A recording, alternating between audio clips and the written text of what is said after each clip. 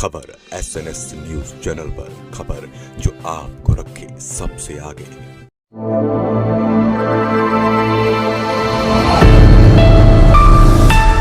2030 का भारत, 2030 के भारत में हम ऐसे कुछ शख्सियत को सामने लेकर आते हैं जिनसे हम जानने की कोशिश करते हैं कि आखिर सस्टेनेबल डेवलपमेंट गोल जो 2030 तक भारत देश को हासिल करने हैं, वो भारत देश हासिल कर पाएगा या फिर नहीं। और इसी पर चर्चा करने के लिए आज हमारे साथ मौजूद हैं महाराष्ट्र औरंगाबाद से AIMIM पार्टी से ताल्लुक रखने वाले इम्तियाज जलील जी। सर, मैं स्वागत करती हूँ आपका हमारे इस खास कार्यक्रम 2030 के भारत में। और धन्यवाद। इसी के साथ मेरा पहला सवाल आपसे ये है कि भारत देश को लक्ष्य मिला है कि 2030 तक भारत देश में गरीबी शून्य हो जानी चाहिए। क्या लगता है आपको 2030 तक क्या स्थिति रहेगी भारत की? देखिए, मैं समझता हूँ ये जो ईयर्स डिक्लेयर किए जाते हैं कि 2020 में हम ऐसा कर देंगे, 2030 तक हम ऐसा हो जाएंगे, 2040 तक ऐसे हो जाएंगे करके, तो मेरे हिसाब से सिर्फ ये एक सपना दिखाने के जैसा होता है। जो भी करना है आज करो।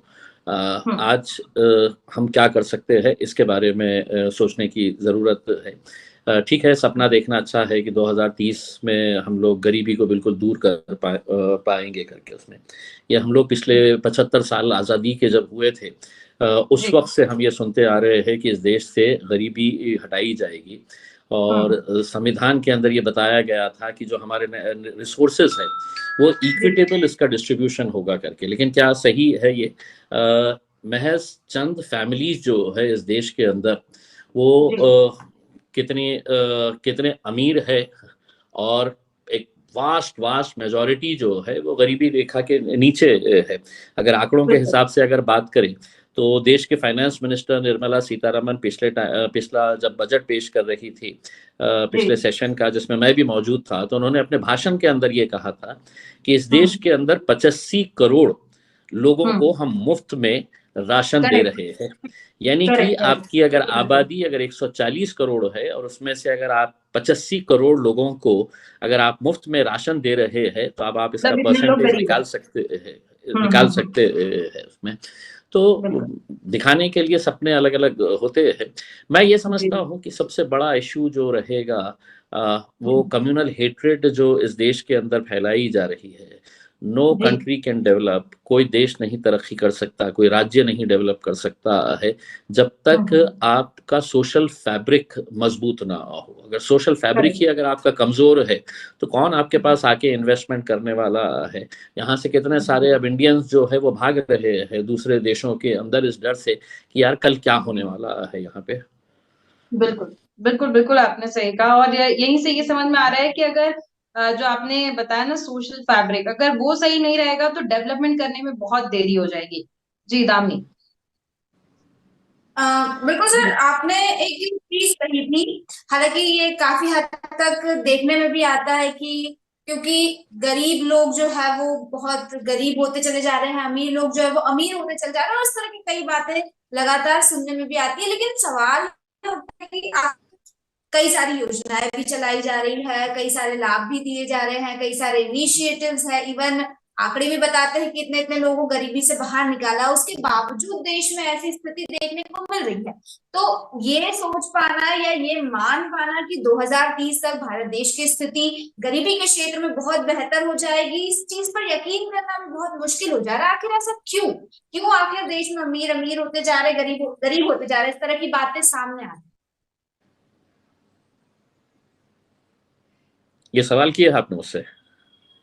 जी जी, देखिए ये बिल्कुल सही बात है। अभी हमने कुछ दिन पहले पूरा सोशल मीडिया और पूरे टेलीविजन चैनल जो है वो एक बहुत बड़े उद्योगपति के बेटे की शादी के बारे में हमने देखे थे। आपके नज़रों से भी गया होगा। आप जब सुबह उठ रहे थे तो कितने फिल्म स्टार्स आए हुए हैं, इंटरनेशनल आर्टिस्ट को कितने करोड़ों रुपए देकर बुलाया गया है महज एक 4 मिनट 5 मिनट के ठुमके लगाने के लिए। और उसी मुंबई शहर के अंदर एशिया की सबसे लार्जेस्ट जो है झोपड़पट्टी है। तो हमें ये डिस्पैरिटी देखने के लिए बहुत दूर जाने की ज़रूरत नहीं है, हमारी आंखों के सामने ये सब चल रहा है करके। और जब कॉन्स्टिट्यूशनली ये कहा गया था, जब ये संविधान बनाया जा रहा था कि इक्विटेबल राइट्स रहेंगे करके उसमें, तो क्या वजह है? उसकी वजह मुख्य यही है कि पॉलिटिक्स और मनी, ये दोनों बहुत करीब का रिश्ता इनका हो चुका है उसमें, कि तुम मुझे सत्ता में बैठाने के लिए मदद करो, मैं सत्ता में बैठने के बाद है तो तुम्हारे को पूरी इस देश की जितनी संपत्ति है तुम्हारे हवाले कर डालूंगा, जितने बड़े बड़े ठेके हैं वो सब तुम्हारे को दे डालूंगा करके। तो उसकी वजह यही हो रही है कि जो अमीर लोग हैं वो बहुत अमीर होते जा रहे हैं, और जो गरीब है उसका मुंह खुलना नहीं चाहिए, उसने सड़क के ऊपर आना नहीं चाहिए। तो क्या किया जाए? तो भैया तू घर में बैठ, तो हमारे खिलाफ कुछ बोल मत, तो हमारे खिलाफ कुछ आंदोलन कर मत, हम तेरे घर के ऊपर मुफ्त का राशन लाके दे रहे हैं। मेरे हिसाब से दुनिया के अंदर ये वाहिद ऐसा देश होगा जहां पर नौजवान लड़के कह रहे हैं कि हमको नौकरी चाहिए, तो वो कह रहे हैं कि नहीं, हम तुमको भत्ता दे डालेंगे, 1000 रुपये 1500 रुपये। अब महाराष्ट्र के अंदर एक लाडली बहन स्कीम स्टार्ट की गई है। कहाँ से प्रेरणा ली गई है? तो मध्य प्रदेश के अंदर बोले भारतीय जनता पार्टी के जीतने की वजह ये थी कि मुफ्त में है तो हम हमारी बहनों को है तो 1500 रुपये देंगे करके उसमें। किसी बहन को ये नहीं है, वो कह रहे हैं कि हमारे को नौकरी दीजिए, हमारे को काम दीजिएगा करके। किसान कहता है कि मेरी जो फसल है, मैं जो उगाता हूँ, मैं जो मेरी खेती के अंदर मेहनत करता हूँ, उसका सही दाम मुझे मिलना चाहिए। ये 75 साल से इस देश का किसान चीखते चिल्लाते लड़ते झगड़ते यहाँ तक आया है। वो कहते हैं कि हम तुझे कीमत नहीं देंगे, हम तेरे को लोन देंगे, और वो लोन है तो हम माफ कर डालेंगे बाद में करके। तो एक तरीके से आप इस देश की जनता को, आवाम को एक आलसी बनाने का काम कर रहे हैं कि तुम काम मत करो, हम तुम्हारे को मुफ्त में पैसा दे डालेंगे, लोन माफ कर डालेंगे, महिलाओं को कहेंगे कि हमारे पास नौकरियां नहीं है, लड़कों से नौजवान बच्चों से कहेंगे कि नौकरियां नहीं है, हम तुमको महीने के 1500 2000 दे डालेंगे करके उसमें। तो ये जो इस सिस्टम जो चला आ रहा है उसमें, अब मैं अगर रोजगार के बारे में बात करूंगा तो फौरन है तो वो कोई तो भी किसी मंदिर का, मस्जिद का इश्यू निकाल लेंगे। मैं अगर कहूंगा कि मेरे किसान है तो आत्महत्या कर रहे हैं, तो फिर कुछ तो भी पाकिस्तान को लेकर आ जाएंगे, फिर कुछ हिंदू मुस्लिम का मुद्दा खड़ा कर डालेंगे। तो यही मुद्दों को लेकर जो है ये चला रहे हैं अपनी दुकानें। बिल्कुल बिल्कुल। देखिए, सबसे पहले तो ये बात आपने बहुत अच्छा पॉइंट आउट किया, क्योंकि हम भी इसलिए अलग अलग माइनॉरिटी सेक्शन से बात कर रहे हैं इंटरव्यूज में। तो इसमें एक चीज आपने कहा कि कम्युनल हेट्रेड की जो आपने बात कही कि वो अगर रहेगा तो डेवलपमेंट नहीं हो पाएगा, कहीं से भी डेवलपमेंट नहीं हो पाएगा। तो जैसे आप जिस पार्टी से बिलोंग करते हैं सर, AIMIM की पार्टी जो है, इसमें लोगों के बीच ऐसा मिसकंसेप्शन है कि आप सिर्फ एक कम्युनिटी की तरफ ही फोकस्ड रहते हैं, एक कम्युनिटी को ज्यादा सपोर्ट करते हैं। क्या ये मिसकंसेप्शन है या फिर पार्टी के कुछ एजेंडे हैं? मैं ये जानना चाहती देखिए, मिसकंसेप्शन नहीं है। हूँ। MIM पार्टी, AIMIM पार्टी, जिसका मैं सांसद रहा हूँ 2014 से 19 से 24 तक, 2014 से 19 तक मैं MLA रह चुका हूँ इसी पार्टी से। इससे पहले तो हम किसको वोट देते थे? हम कांग्रेस को वोट देते थे, हम NCP को देते थे, हम समाजवादी को देते थे, कोई शिवसेना को दे देता था, अलग अलग राजनीतिक पार्टियों को वोट देते आए थे उसमें। हमारे लिए जगह बनी क्यों? जब हमने ये रियलाइज किया कि ये सबको हमारा वोट तो चाहिए, लेकिन हमारी आवाज उठाने के लिए कोई तैयार नहीं है। अब आपको एक उदाहरण देता हूं कि देश के अंदर इंडिया अलायंस को इतनी बड़ी जो कामयाबी मिली है लोकसभा इलेक्शन के अंदर, उसमें मुसलमानों का बहुत बड़ा योगदान है। महाराष्ट्र के अंदर इंडिया अलायंस के जितनी भी सीटें आई है उसमें मुसलमान समाज जो है वो 2-2 घंटे तपती हुई धूप में खड़े रहकर इन्हें वोट डाला। किसे वोट डाला? तो उद्धव ठाकरे की शिवसेना को डाला, उसने शरद पवार की NCP को डाला, उसने कांग्रेस को डाला। अब कल जब लोकसभा के अंदर वक्फ के खिलाफ एक कानून लाया गया सरकार की तरफ से, तो शिवसेना के उद्धव ठाकरे के 9 के 9 MP से तो वहां से भाग के निकल गए, उसमें चर्चा नहीं लिए, उसका विरोध नहीं किया। यानी कि इसका मतलब ये है कि हम तुम्हारे से वोट मांगने के लिए आएंगे, लेकिन जब तुम्हारी लड़ाई लड़ने की बात आएगी तो हम नहीं लड़ेंगे। वो इम्तियाज जलील लड़ेगा, वो असदुद्दीन अवैसी लड़ेगा, MIM पार्टी लड़ेगी करके। हमारा तुम्हारा रिश्ता सिर्फ वोट तक का है। वोट दो हमको, और तुम्हारे खिलाफ कुछ आएगा तो हम खामोश बैठ जाएंगे, वहां से दुम दबा के भाग जाएंगे, जैसा कल वो भाग गए थे करके उसमें। तो अगर ये लोग अब हमारी आवाज उठाते जी, एक भाई आप माने या ना माने, मुसलमान जो है इस देश के अंदर माइनॉरिटीज का सबसे बड़ी मेजॉरिटी है, हाँ, सबसे बिल्कुल। बड़ा तबका है। हाँ, अगर आप हम्म, उनको ही नजरअंदाज करके चलेंगे तो फिर कैसा चलने वाला है। वो नहीं आवाज उठा रहे हैं बिल्कुल। तो इसलिए लोग कह रहे हैं कि नहीं भैया आप जाइए, आप जाके हमारी आवाज उठाइएगा करके। मैं एक चीज जानना चाहती हूँ इम्तियाज जलील जी यहाँ पर कि माइनॉरिटीज में जैसे मुस्लिम्स की बात आती है तो हमेशा मुस्लिम्स कैटेगरी में ही गरीबी ज्यादा पाई गई है। मतलब देख, रिचेस्ट अगर देखें तो बहुत ऊंचे पदों पर भी मुस्लिम बैठे हुए हैं, लेकिन सबसे ज्यादा गरीब जो है वो मुसलमान, माइनॉरिटीज की बात करूँ तो मुसलमान है। इसके पीछे की क्या वजह आप समझते हैं? क्योंकि देखिए, सिख की और जैन्स की बात करें तो वो डेवलप आगे हो गए हैं, लेकिन उसी देश में रहते हुए मुस्लिम पीछे क्यों रह गए? देखिए, आप जैन्स और सिख का अगर कंपैरिजन अगर करेंगे तो हम्म। इनका अगर परसेंटेज अगर देखा जाए तो पॉपुलेशन के हिसाब से दोनों का लेस देन 2% हाँ, है। मुसलमानों का तो एक बहुत बड़ी आबादी है इसमें। जी। इसकी मुख्य वजह है कि हमारे पास एजुकेशन की कमी है। अब मैं आपको बताता हूँ कि जब मुसलमानों को हजारों करोड़ रुपया हर साल हज की सब्सिडी दी जाती थी सरकार की तरफ से कि ये जी। लो मुसलमानों, ये हम हज की सब्सिडी दे रहे हैं, तुम जाओ मक्का मदीना में जाके तुम हमारा हज अदा करके आओ, ये हमारी तरफ से सब्सिडी है। तो इम्तियाज जी। जलील और मेरे पार्टी के अध्यक्ष बैरिस्टर असदुद्दीन अवैसी दोनों ने पार्लियामेंट में खड़े रहकर और मैंने लोग विधानसभा के अंदर भी खड़े रहकर ये आवाज उठाई थी कि हमको सब्सिडी नहीं चाहिए। ये पैसा जो तुम हमारे एक रिलीजियस हमारा जो ऑब्लिगेशन है उसको फुलफिल करने के लिए जो आप दे रहे हैं वो मत दीजिएगा, हमें नहीं चाहिए वो पैसा।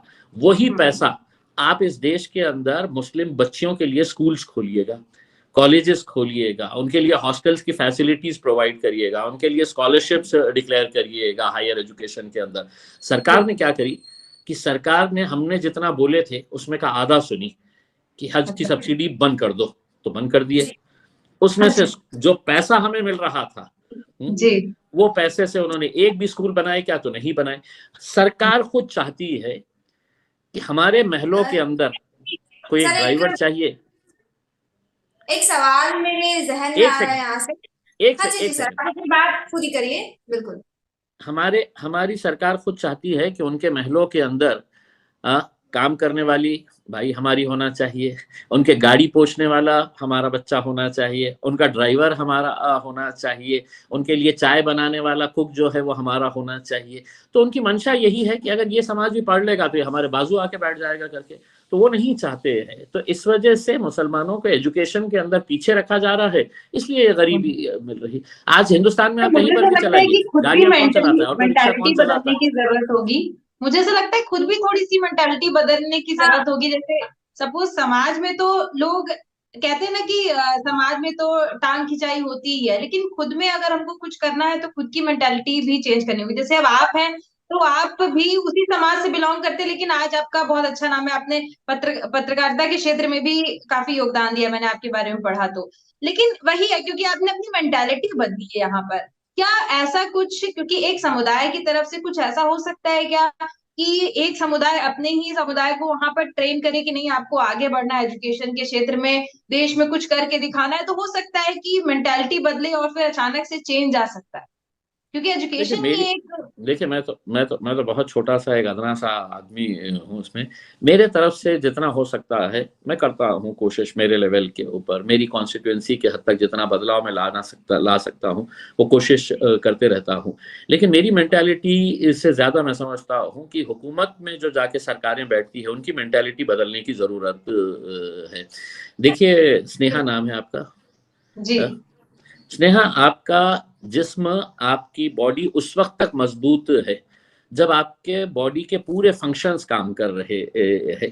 समझ रहे? बिल्कुल। मैं उस वक्त तक तंदुरुस्त रहूंगा, स्ट्रांग रहूंगा, पावरफुल रहूंगा जब मेरा पूरे बॉडी फंक्शंस काम कर रहे हैं करके। करेक्ट। हाँ, तो ये मेरा भारत देश को ये करता है, हाँ, दर्शाता है कि अगर मेरे भारत देश का ये हिस्सा अगर कमजोर हो गया या मेरे पैर के अंदर कुछ हो गया, हाँ, तो वो अपाहिज हो जाएगा।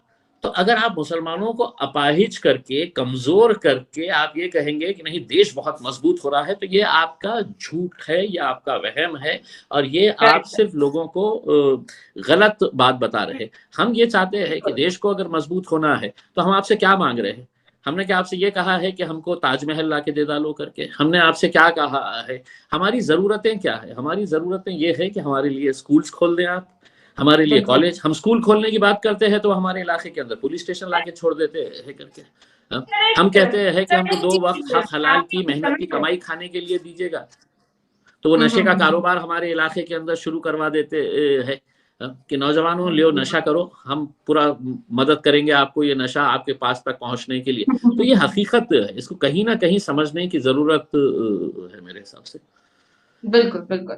बिल्कुल, एक चीज आप कह रहे कि आप लोगों के लिए स्कूल्स खोल देने चाहिए, यूनिवर्सिटीज खोल देनी चाहिए, इस तरह की बात है आपके द्वारा कही गई। तो एक विचार मेरे मन में आया कि शिक्षा तो किसी समुदाय एक विशेष नहीं होती है ना, शिक्षा का हक सभी पे होता है। हर तरह के स्कूल में हर समुदाय का बच्चा जा सकता है।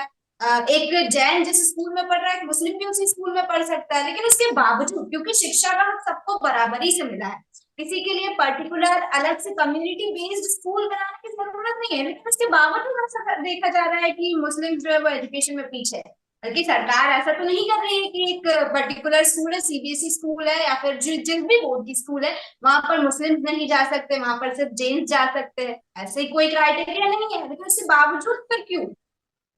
देखिए, आप जो बात कह रही है बिल्कुल सही है।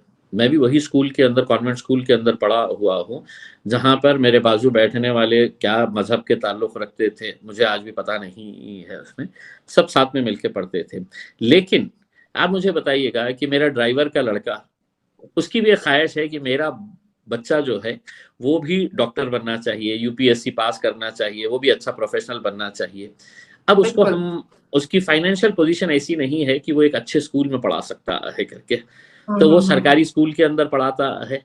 अब सरकारी स्कूल कुछ शहरों के अंदर अच्छे हो सकते हैं, लेकिन 98% सरकारी स्कूल्स के हालात क्या है कि आप खुद आके विजिट करेंगे तो आपको समझ में आ जाएगा उसमें। तो यानी कि ये है सर कि वही हर चीज बदलने गरीब की आदमी, तो मिशन हर मिला है गरीब शायद। आदमी भी जो सपना देखता है कि मेरा बच्चा भी अच्छा पढ़ना चाहिए, उसको हम क्या कह रहे हैं कि आप अच्छे स्कूल की फैसिलिटीज दीजिए ना। मुझे आप बताइएगा कि पार्लियामेंट की नई बिल्डिंग आपको बनाने की जरूरत थी क्या? करेक्ट इतने करेक्ट सालों से हम पुरानी पार्लियामेंट की बिल्डिंग के अंदर बैठते थे ना। जितना पैसा बिल्कुल। आपने नई, अभी पानी टपक रहा है जिस बिल्डिंग के अंदर, उसमें से आप कितने स्कूल्स, बेहतरीन स्कूल्स पूरे देश भर में बना सकते थे, बना सकते बिल्कुल थे। आप देश के अंदर है तो पुतलों के ऊपर, स्टैच्यूज के ऊपर, मेमोरियल्स के ऊपर, स्मारकों के ऊपर है तो हजारों करोड़ रुपए खर्चा कर दे रहे हैं। वो जरूरी जी है क्या स्कूल बनाना जरूरी है? मुझे ये बताइएगा उसमें।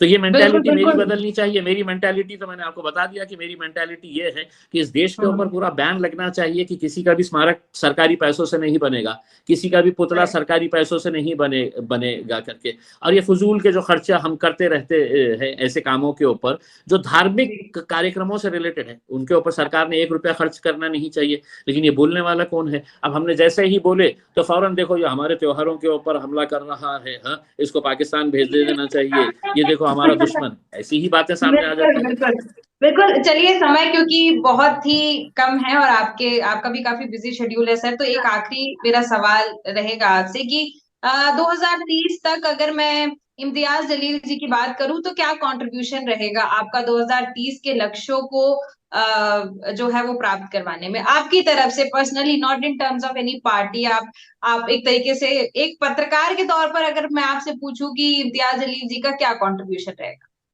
देखिए, मेरा तो कंट्रीब्यूशन यही रहेगा कि हुकूमतें, सरकारें जो है, जो जाति, धर्म और मजहब की दीवारें बड़ी बड़ी खड़ी कर रही है, उन दीवारों को गिराने का मेरा काम रहेगा।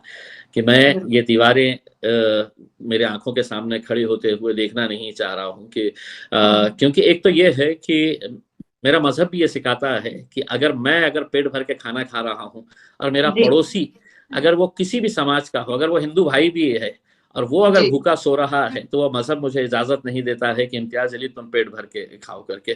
तो ये भाईचारगी हमें पैदा करने की जरूरत रहेगी। और दूसरा ये है कि जो एजुकेशन का है, हम बहुत ज्यादा मोटिवेट करते हैं बच्चों को कि पढ़ाई पे ध्यान दो, थोड़ा एजुकेशन अगर हासिल कर लें तो आप जिंदगी के अंदर बहुत आगे बढ़ सकते हैं। तो ये छोटा मोटा कंट्रीब्यूशन मेरी तरफ से रहेगा उसमें। 2030 तक अगर रहेगा तो फिर आप दोनों से मैं अनुरोध करूंगा कि 2030 को एक मर्तबा फिर से मुझे बुलाना और पूछना कि क्या किए थे तुमने करके। बिल्कुल सर, वापस से आपको बुलाएंगे, बिल्कुल जानने की कोशिश करेंगे सर। बहुत अच्छी बातें आपने बताई, बहुत से ऐसे पॉइंटर्स रखे जिनको ध्यान में रखने की जरूरत है, और अगर इन पॉइंटर्स को ध्यान में रख लिया जाए तो शायद 2030 के लक्ष्यों को प्राप्त करने में बहुत आसानी हो जाएगी।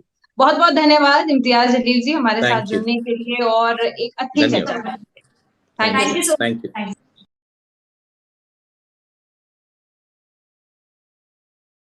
Thank you.